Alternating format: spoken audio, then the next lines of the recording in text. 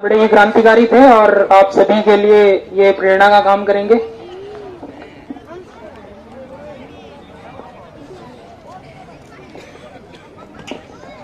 कार्यक्रम के अगले अतिथि हैं भाई तकदीर अलावत। ये बीजेपी किसान मोर्चा के अध्यक्ष पद पर कार्यरत है और अपने बीजेपी के वरिष्ठ नेता शमशेर खरगड़ा के सुपुत्र हैं। वे बहुत ही मिलनसार व सौम्य व्यवहार के धनी हैं। भाई तकदीर समय समय पर हल्के के लोगों की समस्याओं के निवारण के लिए कैंप का आयोजन करते रहते हैं। इनके अलावा गांव के मंदिर परिसर को हरा भरा बनाने के लिए पाइपलाइन की व्यवस्था के लिए 51,000 की धनराशि का सहयोग भी दे चुके हैं। मैं भाई तकदीर से अनुरोध करूंगा कि वे मंच पर आएं और टीम को प्रेरणा दें। एक बार जोरदार तालियां बजाकर भाई तकदीर का स्वागत करें। मेरे गांव खरकड़ा की आन बान शान, मेरे पिता तुल्य बुजुर्गों, मेरी मातृशक्ति, यहाँ पर मंचासीन हमारे को अपना आशीर्वाद देने पहुंचे महाराज जी के साथ में सभी बाहर से आए हमारे अनूप जी, भाई अपना प्रवीण जी और इतने ओजस अपने तो व्यक्तित्व के धनी मुझसे पहले जो भाई आए, उन्होंने इतना बढ़िया सबको एक ऊर्जावान तो भाषण देने का काम किया। और ये एकमात्र तो भाषण नहीं था, इनके अपने जीवन के अनुभव के आधार पे उन्होंने सारी की सारी बातें कही। तो ये सारी बातें आदमी के जीवन में तो घटती है और उन्हीं सब तो बातों से लेके आदमी समय के साथ सीख लेता जी तो चलता है। जो उससे सीख ले वो अपना बहुत जल्दी उन अपनी ऊंचाइयों को हासिल तो कर लेता है जो उसके जीवन में उसके लिए निर्धारित है। फिर यहाँ पर लगी हमारी समस्त टीम भूपी भाई के साथ साथ यहाँ पे हमारे गौ सेवक भी और भी गांव के हमारे सभी ऊर्जावान युवा साथी, हमारे बीच में हमारी बहन जो हमारे गांव की आन बान शान है और हमारे युवा बहनों के लिए खासकर एक बहुत बड़ा ऊर्जा का केंद्र अपना तो बनी और एक बहुत बड़ा मैं कहूंगा कि इतना बड़ा अपना तो प्रेरणा का स्रोत है आज ये कि आज गांव की हर एक बच्ची इस बहन की राह पर चलने के लिए अग्रसर है। तो साथियों, आज इस कार्यक्रम में, इस प्रांगण में जो आप हम सब लोग इकट्ठे हुए, गांव राम का एक अपना हमेशा से एक लाश का अपना जी नारा भी रहा है और गांव राम ने अपना एक लाश हमेशा दिखाई भी है। और गांव राम की एक लाश अपनी पूरे हरियाणा में नहीं पूरे भारतवर्ष के अंदर मशहूर है। कोई भी काम होता है अपने गांव का, अपना गांव उस गांव को अपना काम मान के करता है। हर कार्य के अंदर, हर सामाजिक कार्य के अंदर या किसी भी रूप में जहां पे गांव की एकता की बात आती है, खरकड़ा गांव की एकता की मिसाल दूर दूर तक दी जाती है। उस एकता को आपने हमने बार बार सिद्ध भी किया है। आज इस कार्यक्रम के परिप्रेक्ष्य में, क्योंकि यहाँ पर सभी साथियों की एक इच्छा हुई कि आजकल समाज में जिस प्रकार की कुरीतियां ने हमारे को घेरा हुआ है, मुझसे पहले भाई ने मोबाइल फोन और टेक्नोलॉजी के ऊपर भी बात कही, अति महत्वपूर्ण विषय है। मैं यूं नहीं तो कहूंगा कि आज इस तकनीक के युग में जिस प्रकार हमारी 90% अपनी तो निर्भरता इस तकनीक पे हो चुकी है, तो हम इससे अपना कहीं ना कहीं पीछा छुटवा पाए। लेकिन हाँ, ये आज जो कारण हो रहे हैं, इस तकनीक को हम लोग इसका अच्छा इस्तेमाल नहीं कर पा रहे, उसका कारण है, कारण ये है कि हमारी जो पीढ़ी है उससे ज्यादा कंफ्यूजन की स्टेट में और कोई पीढ़ी नहीं हुई। हमने अपने अतीत का ज्ञान नहीं तो हम अपना भविष्य बनाएंगे कैसे? पहली बात तो ये। दूसरा, आज ये दिमाग है, मैं ये बात हमेशा कहता हूं कि दिमाग के अंदर दो प्रकार के जानवर हैं, एक सोचेगा सकारात्मक, एक है नकारात्मक सोच का। आप किसको ज्यादा खाना खिला रहे हो वो ही आप बनोगे, वो ही आगे आपका जीवन बनेगा। आज YouTube के ऊपर सुई से लेकर हवाई जहाज तक तो बनाने की एक एक वीडियो है। लेकिन हम उसको कितना देखते हैं, हम काम की चीज को कितना देखते हैं, सवाल वो है। छोटा सा एक उदाहरण दूंगा जी अपना। ये तो लॉकडाउन का समय आया, लॉकडाउन के समय में मैं उस गांव का नाम तो खैर नहीं लूंगा, तो वहां पे जी अपने काफी युवा साथी अपने इकट्ठे हो रहे थे। कोई एक ई लाइब्रेरी का जिनका तो मसला था, तो वो सभी के सभी युवा भाइयों से मैंने एक बात पूछी, तो एक बात बताओ, लॉकडाउन में भाई हमने हाथ की दारू कितने नकाटी गांव में? बोले जी हमने घंटे सारे नकाटी। तो इसका मतलब जो बच्चा घर पे हाथ की दारू निकाल सकता है, वो बच्चा 25 रुपए की हरियाणा एग्रीकल्चर यूनिवर्सिटी की किताब खरीद के अपने खेत की दवाई भी बना सकता है।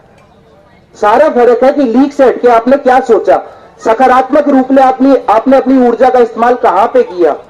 हर चीज है कि सकारात्मकता के साथ जो आदमी जितना आगे तो बढ़ेगा, उसके रास्ते उतनी ही जल्दी आगे खुलते चले जाएंगे।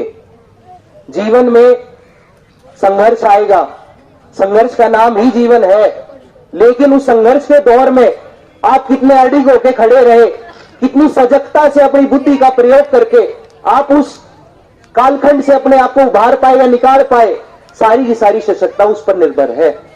और आज मैं ये बात कहना चाहूंगा, हमारी को तरह तरह की बीमारियों ने घेर लिया, क्योंकि काम जो याद करते पुराने टाइम पे, आजकल वो काम जी रहे नहीं, आजकल उतने मेहनत के काम रहे नहीं।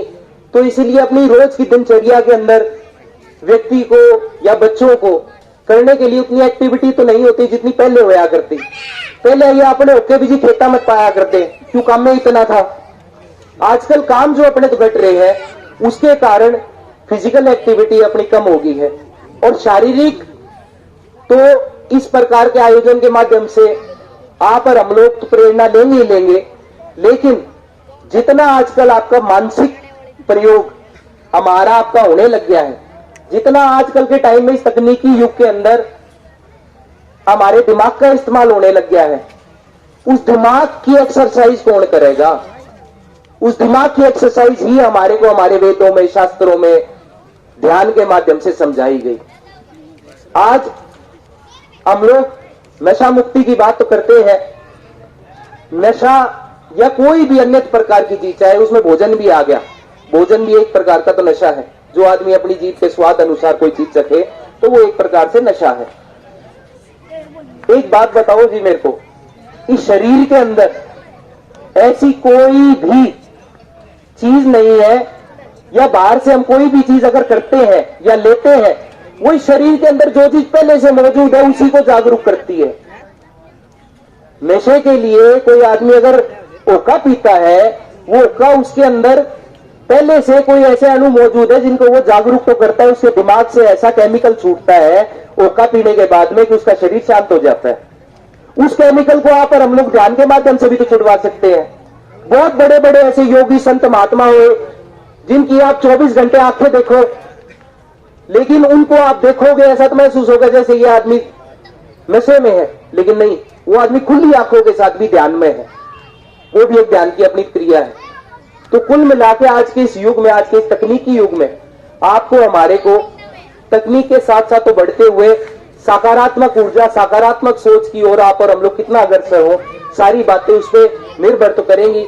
जहां तक बात रही आज के इस आयोजन में योगदान की, श्रमदान की, पूर्णतः रूप से जो हमारी परंपरा इस गांव में सदा चलती आई, गांव के साथ में कि सहयोग के तौर पे भूपी भाई से बात करके भाई इस अपने भव्य हॉल का यहाँ पे आयोजन हो।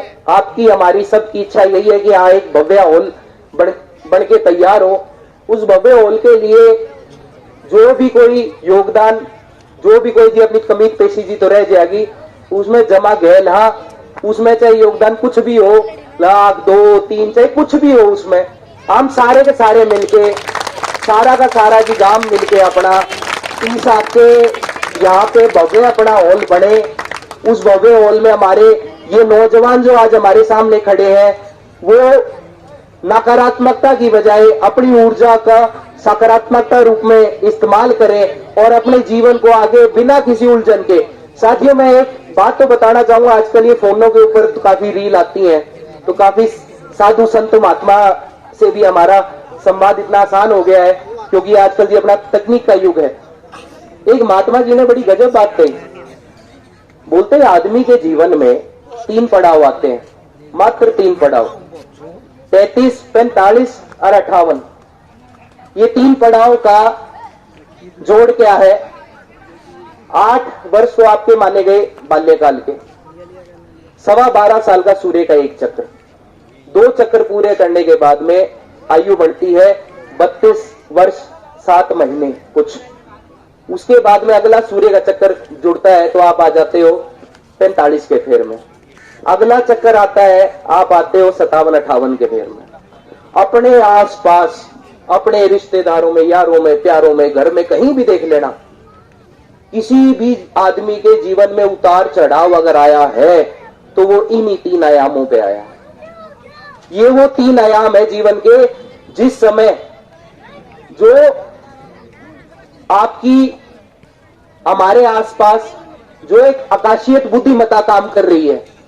आकाशीय बुद्धिमत्ता का मतलब हमारे को ये सारा का सारा संसार यहाँ पे रहने के लिए, बैठने के लिए ऑक्सीजन दी, फल दिए, फ्रूट दिए, ये पेड़ पौधे दिए, हमारा जीवन व्यापन सुख में हुआ। पर हम लोग ऐसे तो बैठे भी हुए हैं, चाहे उसमें आपका तो गुरुत्वाकर्षण भी आ गया। भाई अब सूरज और चांद के साथ कोई तार तो है नहीं जी, तो जुड़िया हुआ। मतलब कुछ ना कुछ तो ऐसी बुद्धि है जिसने ये सारा का सारा सिस्टम हमारे हिसाब से तैयार करके दिया है। उसके संदर्भ में यहाँ पर हम लोग कितनी बारी सुबह उठ के इस बात का धन्यवाद करते हैं ऊपर देख के कि भाई आज हमारे को आपने भाई इस जीवन में एक और नया दिन दिया, उसके लिए धन्यवाद ऊपर वाले का। कभी नहीं करते। मंदिरों में जाएंगे, माथा हम लोग टेकते हैं। माथा टेकने की क्रिया सिर्फ और सिर्फ इसलिए करते हैं क्योंकि ये परंपरा चलती आई। माँ बाप ने तो बचपन में कहा कि बेटा मंदिर में आए माथा टेको, बेटा मंदिर में आए माथा टेको। लेकिन यह बात किसी ने नहीं बताई कि यहाँ का जो चक्र है वो सबसे बड़ा ऊर्जा का स्रोत है। अगर आप मंदिर में जाकर से माथा ऐसे झुकाओगे तो यहाँ से आपका ऊर्जा का स्रोत सबसे पहले आएगा अंदर। उस ऊर्जा के स्रोत को ग्रहण करने के लिए यहाँ पर हम लोग मंदिर में बैठते हैं। आज मंदिरों में हम लोग जाते हैं सिर्फ और सिर्फ अपने पूजा पाठ तो कर्म जाके तो कराते हैं, लोटा जल चढ़ाया है, दूध चढ़ाया है, उसके भी अपने महत्व है। लेकिन मंदिर अपने आप में एकमात्र ऐसा स्थान होता है जो वास्तु शास्त्र के हिसाब से 110% करेक्ट होती है। वो बिल्डिंग, उस बिल्डिंग में बैठ के जिस आदमी ने ध्यान कर लिया, उस बिल्डिंग में बैठ के जिसने राम के नाम ले लिए, उस बिल्डिंग में बैठ के जिसने अपने जीवन को आगे एकाग्र रूप में कैसे बढ़ाना है, आप ये मान के चलिए कि उसका कनेक्शन सीधा होता है। क्योंकि उसकी ज्योमेट्री का जो आकार है, सब कुछ ज्योमेट्री के ऊपर है, सब कुछ गणित है, सब कुछ मैथ है। इसीलिए हमारे तो विद्वानों ने भी गणित के ऊपर इतना जोर दिया कि हर एक चीज अपने हिसाब से ज्योमेट्री के आकार अनुसार सेट है अपनी जगह। तो इसी प्रकार मंदिरों के अंदर भी जाके आने वाले समय में मैं ये अपेक्षा करता हूं कि इन युवा टीम के माध्यम से एक इस प्रकार के भी आयोजन होंगे कि जहां पे ध्यान की ओर भी इस योग के साथ साथ हम लोग अपना ध्यान आकर्षित करें। और बाकी जी इतनी है तो बात है आखिरी में कि इस गांव राम के सहयोग के लिए सदैव तत्पर है और आगे भी तो रहेंगे। आप सबने इतना प्यार सम्मान दिया, इतनी इज्जत दी अपने इस बच्चे को, आपका बहुत बहुत धन्यवाद।